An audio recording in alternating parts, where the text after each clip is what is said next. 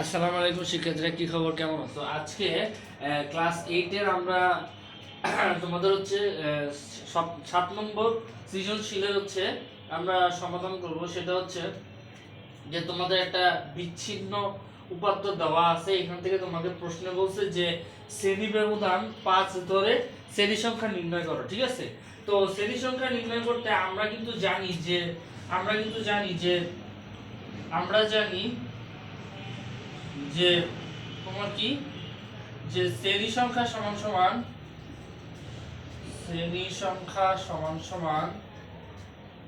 তোমাদের কি ছিল? শ্রেণী সংখ্যা সমান সমান হচ্ছে কি পরিসর পরিসর ভাগ শ্রেণী ব্যক্তি। ঠিক আছে, পরিসর ভাগ শ্রেণী ব্যক্তি। তো এখন এখানে তো আমাকে আগে পরিসরটা বের করতে হবে, তারপর শ্রেণী ব্যক্তি হচ্ছে শ্রেণী ব্যবধান।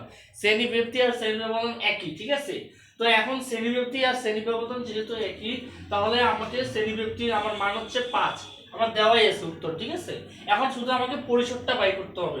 যদি পরিসরটা বের করি, তারপর আমি এখানে মানগুলো বসে তারপর আমি এখানে শ্রেণী সংখ্যাটা বের করতে পারবো। তাহলে পরিসংখ্যাটা কি? পরিসর আমি জানি কিন্তু যে পরিসর, এটা আমি কিন্তু জানি যে সর্বোচ্চ সংখ্যা অর্থাৎ সর্বোচ্চ মান। পরিসর হচ্ছে তোমার সর্বোচ্চ মান বিয়োগ হচ্ছে সর্বনিম্ন মান। ঠিক আছে, সর্বনিম্ন মান। তো সর্বোচ্চ মান, এখানে সর্বোচ্চ মান কোনটা দেখো দেখি, এখানে সর্বোচ্চ মান কোনটা? এখানে সর্বোচ্চ মান যদি দেখি, আমার এখানে সর্বোচ্চ মান আছে 73। 73 হচ্ছে সর্বোচ্চ মান। 73 এর চেয়ে বেশি কোনো সংখ্যা নেই। 71 আছে, 71 যে 73 এর ছোট। তারপর আছে হচ্ছে 70, 73 এর ছোট। তার মানে হচ্ছে 73 সর্বোচ্চ মান। তাহলে আমার সর্বোচ্চ মান যদি 73 হয়, তাহলে বসায় দাও 73। ঠিক আছে, এবার হচ্ছে সর্বনিম্ন কোনটা দেখো, এই যে 42 হচ্ছে সর্বনিম্ন। 42 এর বড় আছে কোনো? দেখো 42 এর বড় সব আছে, সব 42 এর ছোট আছে? দেখো 42 এর ছোট তো নাই। 43 হচ্ছে 42 এর বড়। তার মানে 42 হচ্ছে আমার সর্বনিম্ন মান। তাহলে হচ্ছে 42 হচ্ছে আমার সর্বনিম্ন মান। ঠিক আছে, ওকে, তাহলে 42 হচ্ছে আমার সর্বনিম্ন মান। তারপর হচ্ছে পরিসর, আরেকটা কি ছিল সেটা হচ্ছে +1। ঠিক আছে, দেখা যায়, হ্যাঁ দেখা যায়। তাহলে +1, তাহলে আমি কি করব এখন? তাহলে এখন আমাকে হচ্ছে এই দুটোর সাথে এক যোগ করব। ঠিক আছে, এই দুটোর সাথে এক যোগ করলে আমার যেটা মান আসবে ওটাই হচ্ছে আমার অ্যান্সার। ঠিক আছে, তাহলে এখন দেখো 75 থেকে যদি 42 বাদ দাও, 75 থেকে যদি 42 বাদ দাও, তাহলে কি আসে? এখানে বলি যে 75 থেকে যদি 42 বাদ দেই, তাহলে কত আসে? এখানে হচ্ছে আমার 1 আছে, 1 প্লাস এর আমার হচ্ছে 75 থেকে 42, তার মানে 3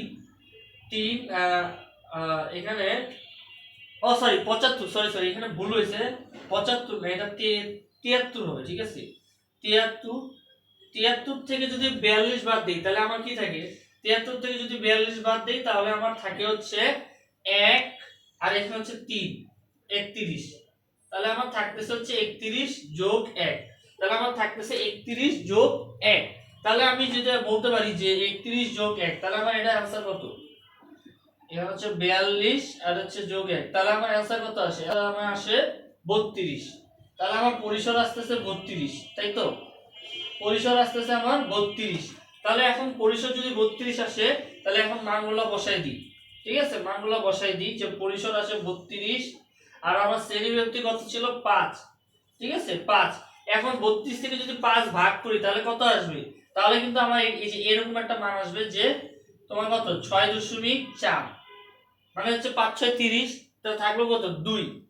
এটা যদি দশমিকে নাও, তাহলে হচ্ছে যদি শূন্য অ্যাড করি, তাহলে হচ্ছে আমি 20, মানে 4 5 20, তাহলে হচ্ছে 6.4 কে যদি আমি 5 দিয়ে গুণ করি, তাহলে আমরা 32 পাবো। ঠিক আছে, তাহলে আমার এখানে যে 6.4, এটা কিন্তু পূর্ণ সংখ্যা না, আমাকে এটাকে দশমিক আছে, এটাকে পূর্ণ সংখ্যায় আনতে হবে। তাহলে এটা যদি পূর্ণ সংখ্যা বলি, তাহলে কি হবে? 7। ঠিক আছে, এই 7, তাহলে আমাদের এই অ্যানসার হচ্ছে এই 7। তাহলে আমাদের অ্যানসার হচ্ছে 7, অর্থাৎ শ্রেণী সংখ্যা হচ্ছে 7। শ্রেণী সংখ্যা হচ্ছে 7। বুঝতে পারছো? মানে সবার আগে আমাকে শ্রেণী সংখ্যার সংখ্যা কি, শ্রেণী সংখ্যার সূত্রটা কি? সূত্রটা হচ্ছে পরিসর ভাগ শ্রেণী ব্যক্তি। শ্রেণী ব্যক্তি তো আমার দেওয়া আছে 5। এখন আমাকে পরিসরটা বের করতে হবে। তো পরিসর হচ্ছে আমার কি, সর্বোচ্চ মান থেকে সর্বনিম্ন মান বিয়োগ করে তার সাথে যদি 1 যোগ করি তাহলে আমি পরিসরটা পেয়ে যাব। আমি পরিসরটা বের করলাম, আমার এখানে সর্বোচ্চ মান হচ্ছে 73 আর আমার এখানে সর্বনিম্ন মান হচ্ছে 42। 73 থেকে 42 বাদ দিলাম, বাদ দিয়ে 1 দিয়ে যোগ করছি, তাহলে 73 থেকে যদি 42 বাদ দিই তাহলে হচ্ছে আমার 31 আসে। 31 এর সাথে যদি আমি 1 যোগ করি তাহলে হচ্ছে আমার 32 আসে। এই 32 কে যদি আমি 5 দিয়ে ভাগ করি তাহলে আমার আসে 6.4। এটাকে যদি পূর্ণ সংখ্যায় প্রকাশ করি তাহলে আমার অ্যানসার আসে 7। তাহলে আমার অ্যানসার 7, অর্থাৎ শ্রেণী সংখ্যা 7। ঠিক আছে, শ্রেণী সংখ্যা কত? 7। আশা করি বুঝতে পারছো। ঠিক আছে, তোমরা যদি বুঝে থাকো এটা তাহলে কমেন্টে জানাই দিও। ঠিক আছে।